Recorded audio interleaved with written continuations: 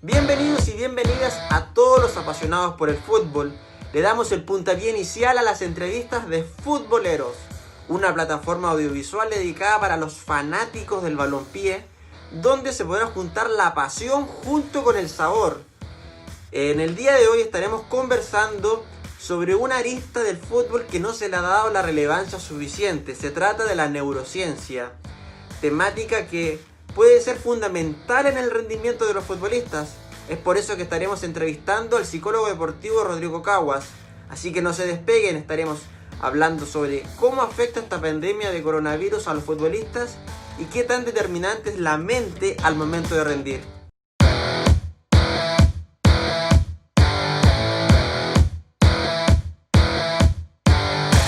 Hola Rodrigo, ¿cómo estás? ¿Cómo te encuentras? Hola, ¿cómo están? La verdad es que yo al menos hasta por ahora bien. Vamos a ver más adelante si seguimos bien también, pero bien, todo muy bien. Bueno, Rodrigo, tienes una carrera como psicólogo deportivo especializado en la neurociencia bastante larga, pero hay muchos de los cuales no te conocen y me gustaría profundizar. Cuéntame cuál es la misión del psicólogo deportivo que si bien se ha trabajado desde hace mucho, recién se le está dando la importancia. Bueno, básicamente lo que hacemos nosotros los psicólogos deportivos es trabajar los procesos mentales de los deportistas, más allá de que ellos no, en general son un grupo de la población que no presenta tantas dificultades patológicas, es decir, y ahí nos diferenciamos nosotros de lo que son los psicólogos clínicos, propiamente tal. Nosotros lo que hacemos es tratar de ayudar al deportista a potenciar su rendimiento trabajando la parte mental. Por ejemplo, controlando la ansiedad, por ejemplo, manejando la frustración, generando más motivación, ayudándoles al cumplimiento de sus objetivos. En fin, todos esos temas son los que nosotros trabajamos y que en el fondo lo que intentamos hacer es que el deportista pueda desarrollarse mejor desde el punto de vista deportivo, integrando un poco el entrenamiento mental, que es lo que hacemos. Rodrigo, me gustaría saber por qué te especializaste en la neurociencia y con qué futbolista o equipos has logrado cosas considerables, porque averigüé por ahí y has trabajado, por ejemplo, en Cobresal Campeón, en el contexto de la aluvión. Me gustaría saber un poco de ti, de cómo nació esto.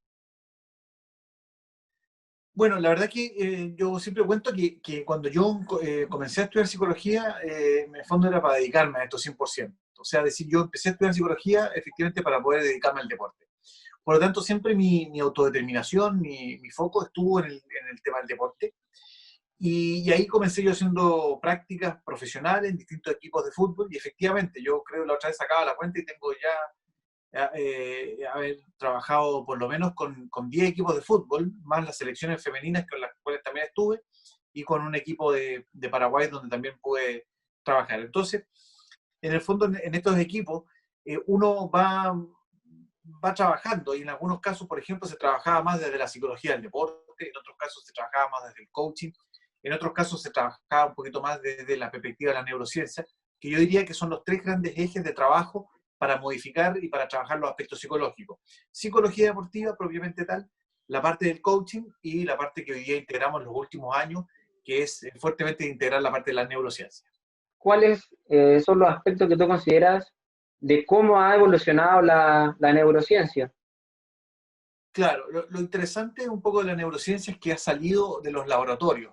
Cuando comienza la neurociencia, que en el fondo básicamente es como el estudio de la biología del cerebro, lo que hace es salir un poquito de los laboratorios, ¿no es cierto? Donde se empiezan a medir, a observar el comportamiento de los cerebros, qué pasaba cuando se gestionaba algo, qué parte del cerebro se iluminaba, en fin, eran todos como los estudios que se hacían.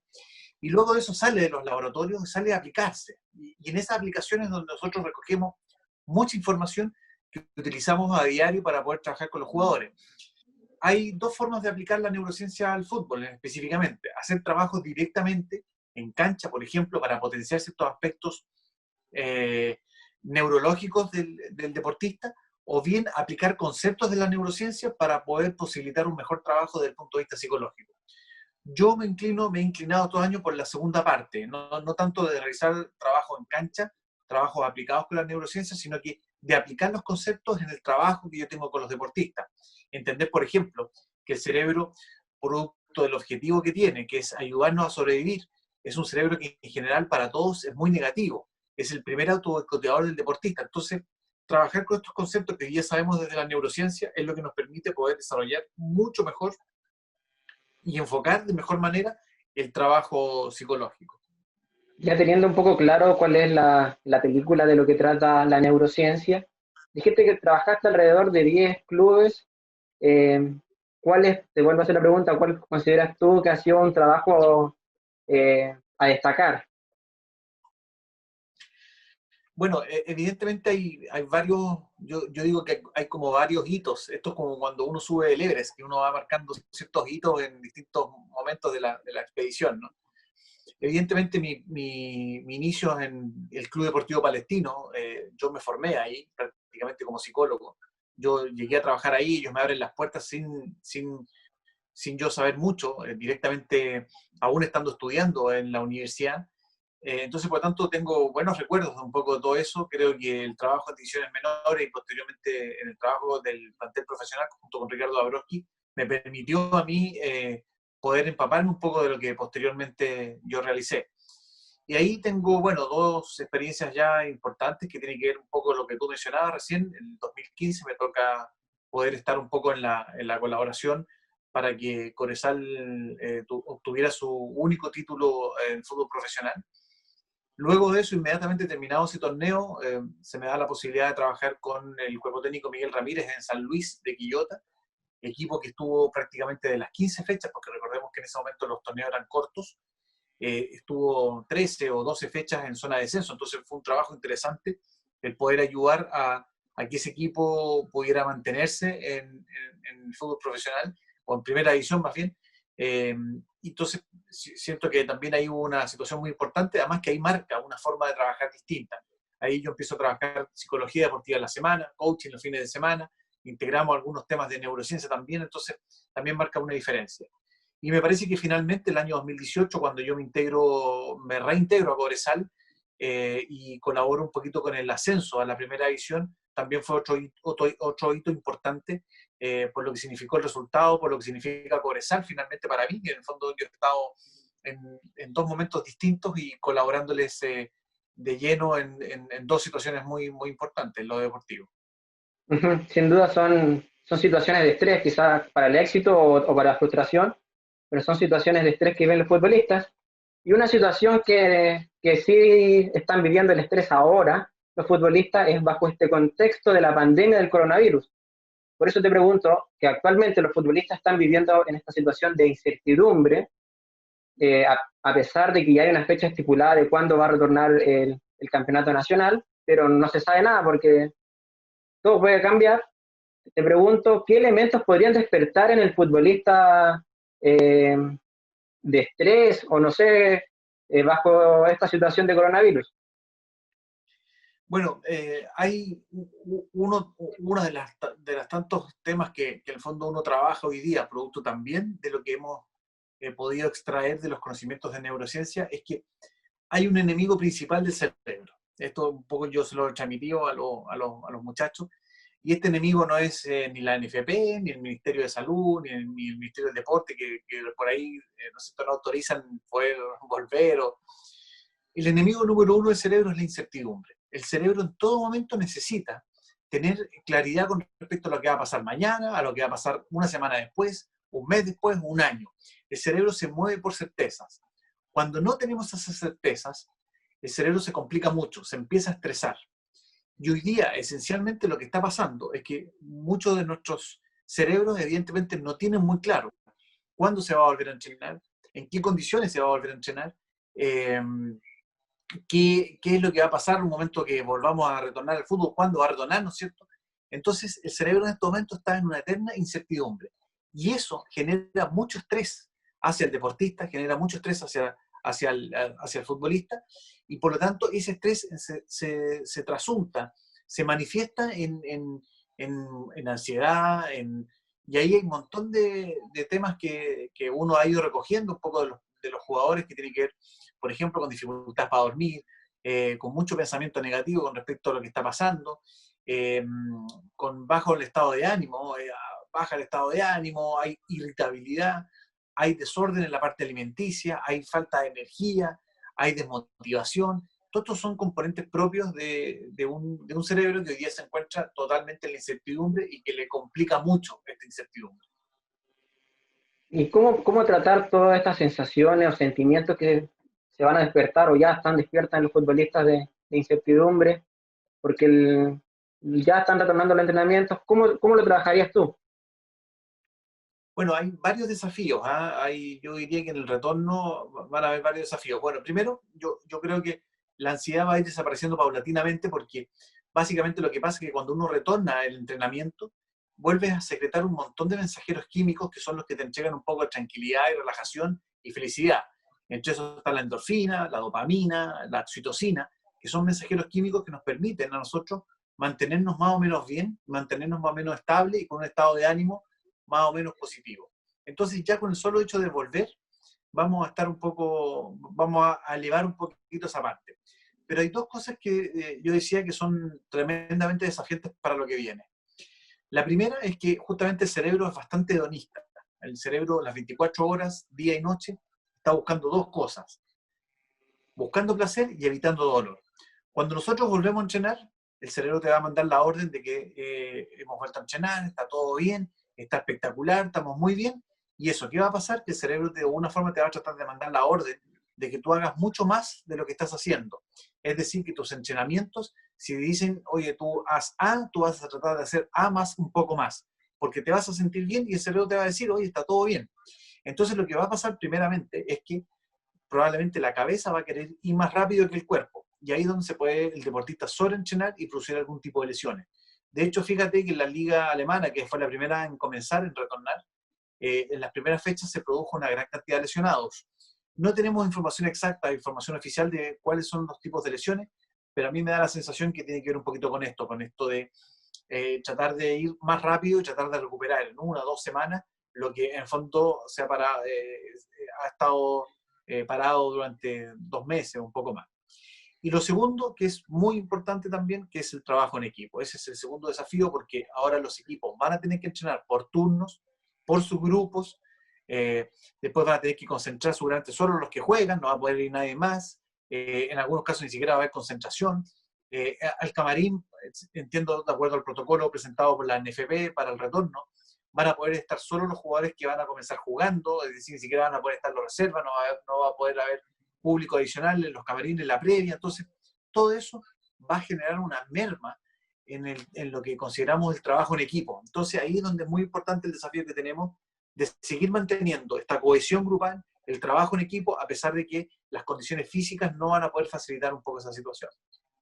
Rodrigo, en el fútbol se habla mucho de los líderes que son fundamentales. ¿Crees que son determinantes hoy en día que en los equipos haya un líder, pero no tan solo en lo futbolístico, sino también en lo psicológico? ¿En cómo manejar estas situaciones me refiero?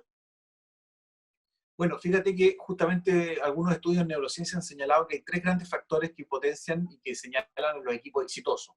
Uno es la empatía, otro es la diversidad y el tercero es la existencia, no solo de un capitán o no solo de un líder, sino que también otras voces dominantes. Es decir, hoy día para que un equipo tenga relativamente éxito, debe haber efectivamente un líder reconocido, marcado, ¿no es cierto?, que ejerza un poco bien su rol, pero también otras voces dominantes que colaboren un poco en ese liderazgo. Entonces, por lo tanto, hoy día entendemos que el líder es fundamental para lograr movilidad dentro de los equipos. ¿Harías tú una diferencia entre los futbolistas jóvenes y los que tienen más experiencia en esta situación de cómo las viven? Bueno, eso, más que definir que hay diferencia entre los jóvenes y los adultos, a mí me parece que en general son diferencias bastante más individuales, porque uno ve que a veces hay jugadores que vienen de divisiones menores, de fútbol joven, con muy claro el objetivo, con una motivación alta, bien entrenados y son jugadores que se acoplan rápidamente. Hay otros que indudablemente los procesos formativos, lamentablemente, a veces no son tan completos en el fútbol joven y llegan a completar su proceso de formación en los equipos, o sea, en la etapa profesional. Y ahí es donde hay que tratar de ayudar desde el cuerpo técnico, ya sea desde la parte técnica, la parte física, la parte psicológica, a tratar de que ellos completen lo más pronto posible ese proceso. Pero yo diría que hoy día la diferencia marcada que había entre los jóvenes y los más viejos, digamos, en un equipo, ya no están así. Me parece que hoy día hay bastante más cercanía. Hay equipos que, bueno, a veces por un tema de condicionante físico, los camarinos no son tan grandes, entonces todavía hacen vestir a los más jóvenes en otro lado, pero es por un tema físico, no tanto por entender esta segregación entre los más jóvenes y los más adultos. Te lo preguntaba más que todo por un tema de madurez en cómo abordar esta situación. Claro, lo que pasa es que evidentemente por un lado tal vez los más adultos, producto de la experiencia, podrían manejar mejor la situación, pero también son adultos que están acostumbrados a una cierta tendencia y por lo tanto ellos les cuesta mucho más salir de la zona de confort en general, porque por supuesto que cada caso es específico. Tal vez los más jóvenes son personas que hoy día vienen con una habilidad de poder salir rápidamente de la zona de confort y de hacer cambios rápidamente. Por lo tanto, los más jóvenes, tal vez más allá de que tengan menos madurez o que podrían presentar una inmadurez, tienen más posibilidades de adaptarse rápidamente a los cambios. Entonces, es relativo verdaderamente. Te entiendo. Ya que estamos hablando del tema de los jóvenes y dejando un poco de lado la situación de coronavirus y meternos al lado del fútbol y de la neurociencia, ¿cuál o cuáles son las principales falencias que tienen los futbolistas jóvenes que no pueden consolidar su carrera? Quizás no por falta de condiciones, sino por un tema de mentalidad, de madurez, como te lo conversaba recién.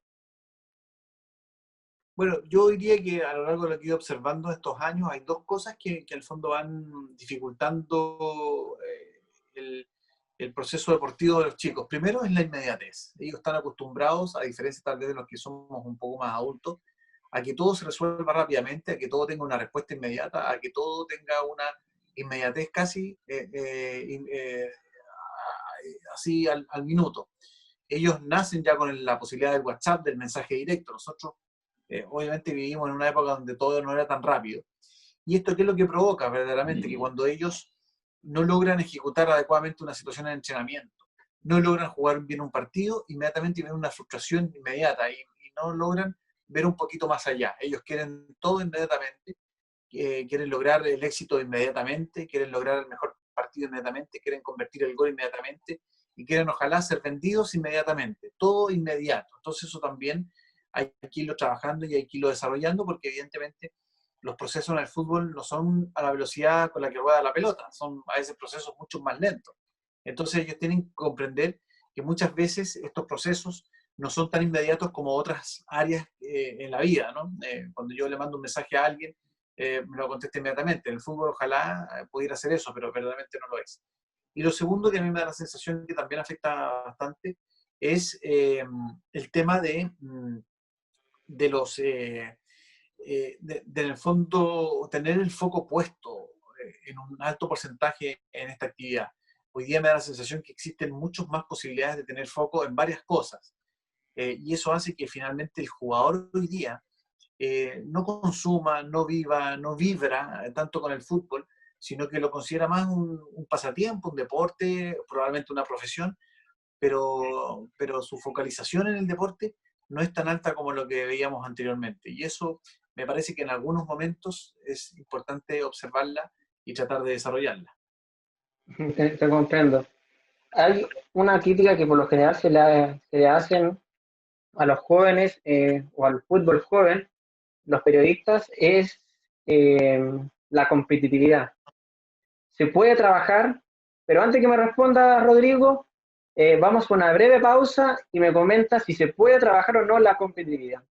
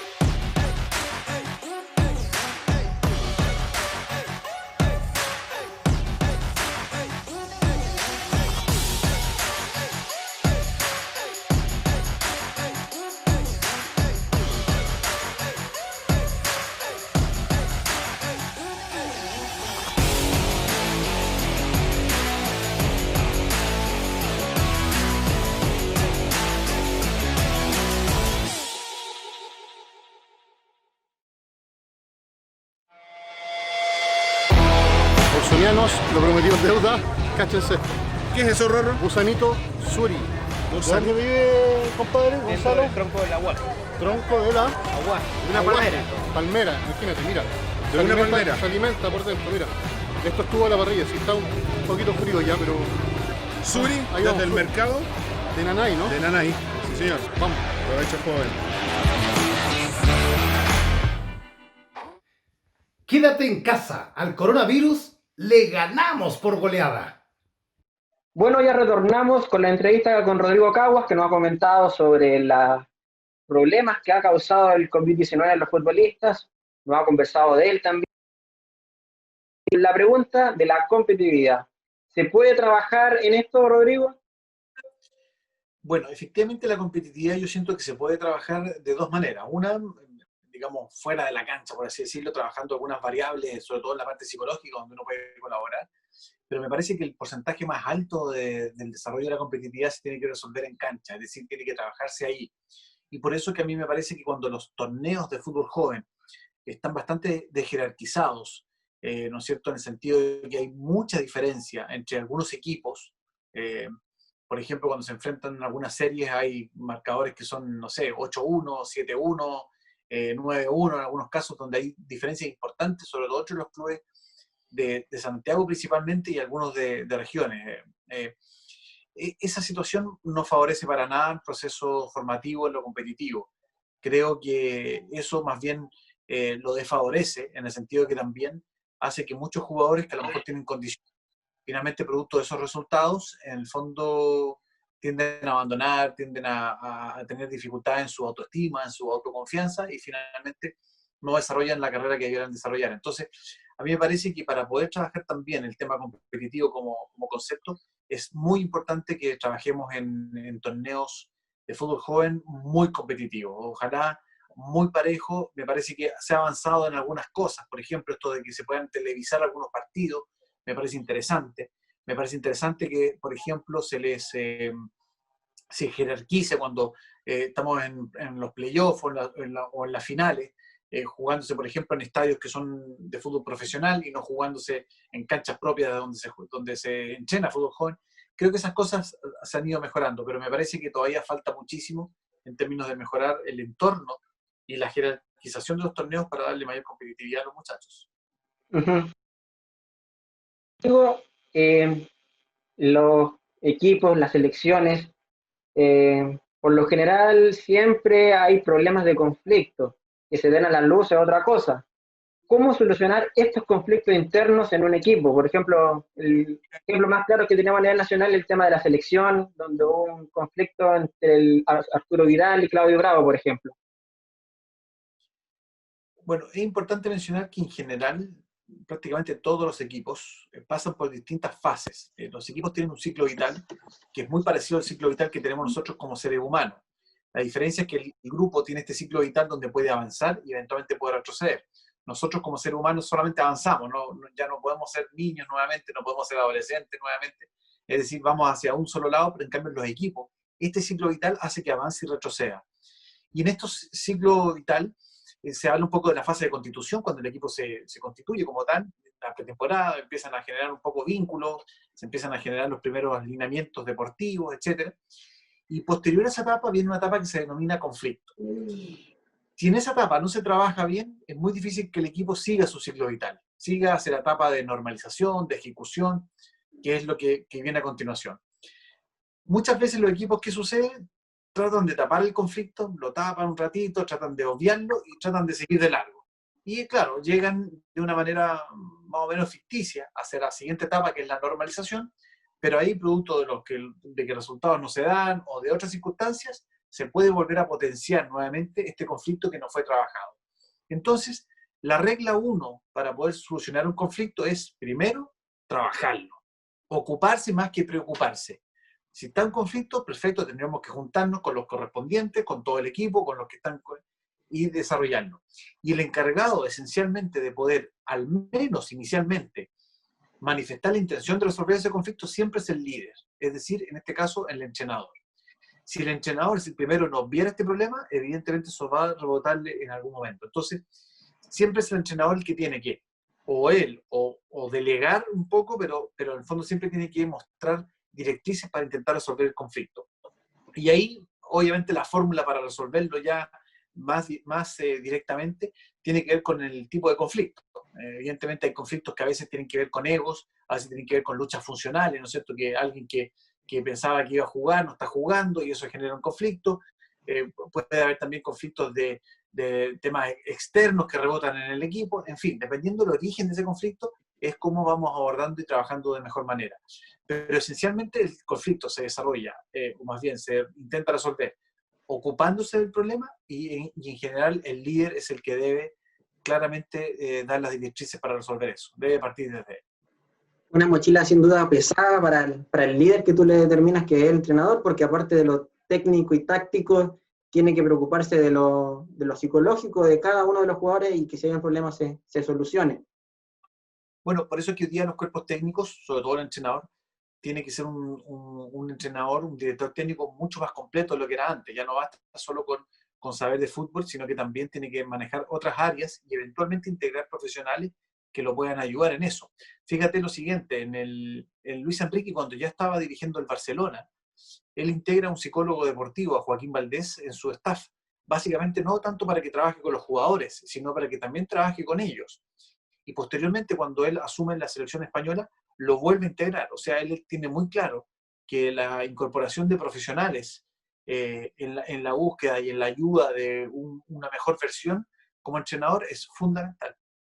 Uh-huh. Incluso series menores acá en el país creo que ya están trabajando con psicólogos deportivos. Bueno, hay una norma FIFA que rige a partir de este año, que me imagino que por todo lo que está pasando a lo mejor no se ha podido supervisar de manera correcta, pero este año supuestamente todos los clubes afiliados a la FIFA tienen que tener en sus divisiones menores nutricionistas y psicólogos como staff fijo y obligado, digamos. Uh-huh. Sí, igual había leído eso al respecto. Rodrigo, se dice mucho que el futbolista chileno trabaja mejor con el látigo, es decir, con disciplina y presión. Por ejemplo, el caso más cercano, Marcelo Bielsa, ¿no? Por darte un ejemplo, 100% orientado a la tarea. ¿Concuerdas con eso que el deportista o el futbolista chileno trabaja mejor así? Lo que concuerdo es que efectivamente es lo que tú señalas, la última parte. Es que me da la sensación que al menos este proceso de selección, este proceso, porque no podemos hablar un poco hacia atrás ni tampoco hablar de los próximos procesos, este proceso, estos jugadores que hoy día actualmente están en la selección han demostrado que funcionan mucho mejor con un liderazgo orientado hacia la tarea. Eso es efectivo. Pero liderazgo orientado a la tarea no es lo mismo que el látigo. Esto tiene que ver con entrenadores que son súper empoderadores en la función, son entrenadores que te entregan mucha información técnica, mucha información deportiva, tienen menor relación contigo en la parte más social, pero son entrenadores que te enfocan y te dan muchas herramientas para que tú te desempeñes bien dentro de la cancha, instruyendo cómo tienes que hacerlo, de qué manera, te muestran videos, te lo repiten 10.000 veces en la cancha o en los entrenamientos. Entonces, esa es la forma que da la sensación que este grupo ha sacado la mejor versión como equipo y como personas. Pero eso no implica que es con el látigo. A mí me parece que Marcelo Bielsa, ni Jorge Sampaoli, que también es otro entrenador que en el fondo estuvo fuertemente orientado hacia la tarea, sean entrenadores que estén castigando necesariamente.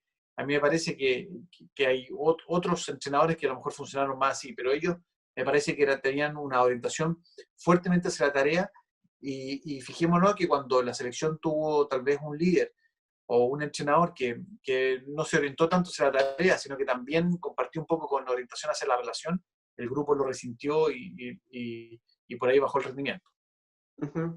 Me imagino que ningún exceso es bueno. La idea es tener un equilibrio entre el trabajo y un poco también el relacionarse con los jugadores. Por eso te pregunto, ¿qué tan importantes son los espacios para compartir en un plantel? Como futboleros nos encanta la buena mesa, por eso se llama futbolero, poder compartir un rico asado, disfrutar con el fútbol, y me imagino que para los futbolistas también es importante compartir para que haya conexión. Pero ¿cómo hacer para que no llegue a la vereda de la indisciplina? Lo que sucede es que aquí no es que los extremos no sean buenos y que hay que buscar un equilibrio. Probablemente Marcelo Bielsa, probablemente Jorge Sampaoli fueron líderes que en su mayoría del tiempo con esta selección estuvieron orientados hacia la tarea y tuvieron éxito. no tiene que ver con los excesos, no tiene que ver con los equilibrios, sino que tiene que ver con lo que el grupo necesita. Si el grupo necesita permanentemente un liderazgo orientado a la tarea, hay que ejercer un liderazgo orientado hacia la tarea, sea 1 año, 2 años, 3 años, 4 años, lo que sea el proceso. En algún momento ese proceso, en algún momento ese equipo va a necesitar a lo mejor orientarse hacia la tarea, hacia la relación, y ahí habrá que orientarse hacia la relación. Pero no es que se va a mantener el equilibrio. El equilibrio en este caso no es recomendable. Lo recomendable es leer lo que el grupo necesita y orientarse en ese momento, de acuerdo a los objetivos. Por lo tanto, cuando tú me preguntas, sí, en el caso del fútbol, ¿no es cierto?, es bueno que realmente compartan, sí, pero hay que tener claro que los equipos de fútbol profesional se constituyen pensando en el éxito deportivo. Por lo tanto, la cohesión hacia la tarea es mucho más importante que la cohesión social. No son equipos que se arman para jugar en una liga de amigos. No es una liga amateur, ¿no es cierto?, donde yo me reúno a mis amigos, armamos un equipo y vamos a jugar. Ahí probablemente sí es mucho más necesario la cohesión social. Pero en los equipos profesionales, cuando por ejemplo, ¿no es cierto?, Manuel Pellegrini toma un equipo, él cuando tiene que decidir qué jugadores va a tener en ese equipo, no está pensando en traer a los mejores, o sea, a los más amigos, a los que tiene buena relación, piensa en traer a los mejores que tiene en su puesto para poder rendir. Entonces, la cohesión de tarea es fundamental, mucho más que la cohesión social en los equipos de alto rendimiento. Esto no implica que estemos diciendo que no importa cómo se lleven fuera de la cancha. Por supuesto que también en eso tenemos que trabajar para que al menos no exista una cohesión social negativa, digamos. Te comprendo, lo primero el trabajo, porque es un equipo, es un trabajo, sin duda. Entendemos que es un deporte, que incluso es un juego, se disfruta el fútbol, pero es un trabajo que lo primero es las tareas y después la relación. Rodrigo, te agradezco por tu tiempo, por conversar con nosotros como futboleros, ser el pionero en esta entrevista. Muchas gracias, de verdad. Espero que la gente haya aprendido un montón contigo. Era un entrevistado donde podemos hablar de distintas aristas, así que de verdad muchas gracias y un abrazo de gol a la distancia, adecuándonos al contexto. Por supuesto que sí. Muchas gracias a ustedes por la invitación. Contento de participar en este nuevo emprendimiento de futboleros y quedo a disposición siempre para ustedes. Muchas gracias, Rodrigo. Éxito en todo y a cuidarse. Muchas gracias. Igualmente para ustedes. Chao. Chao.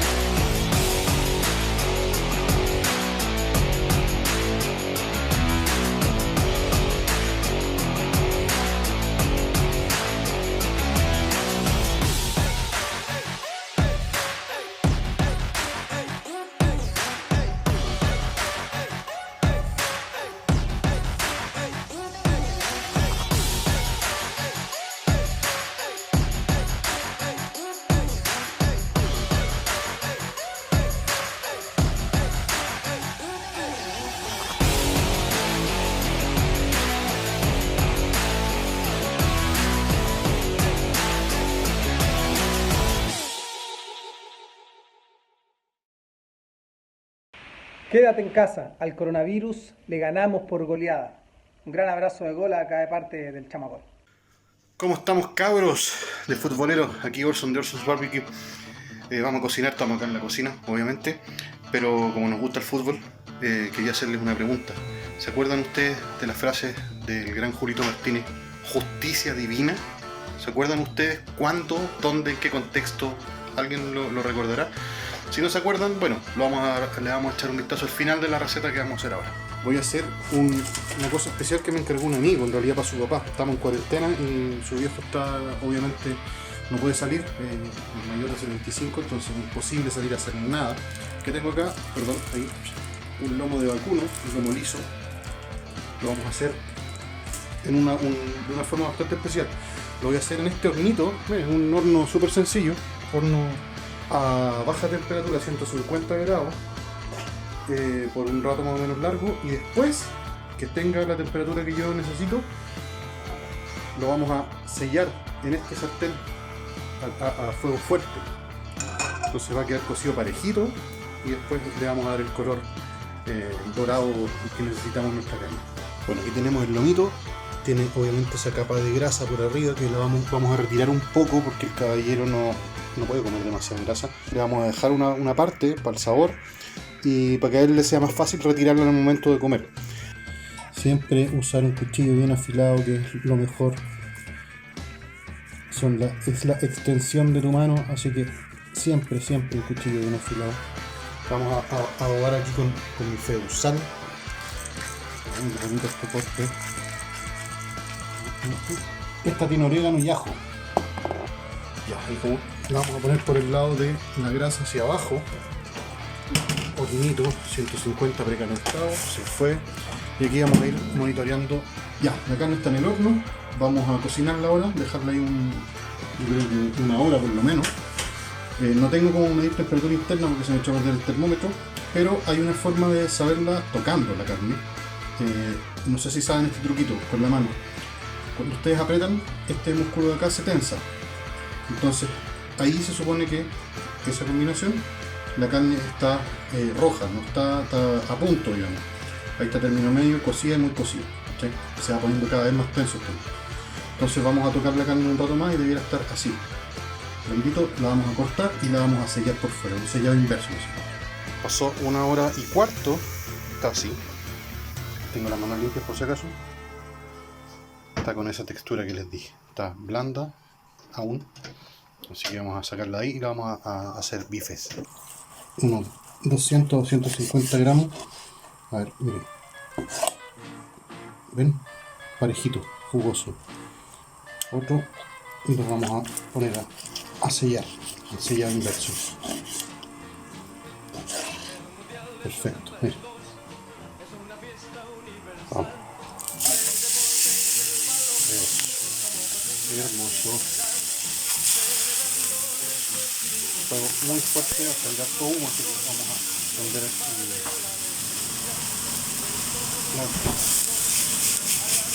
campana.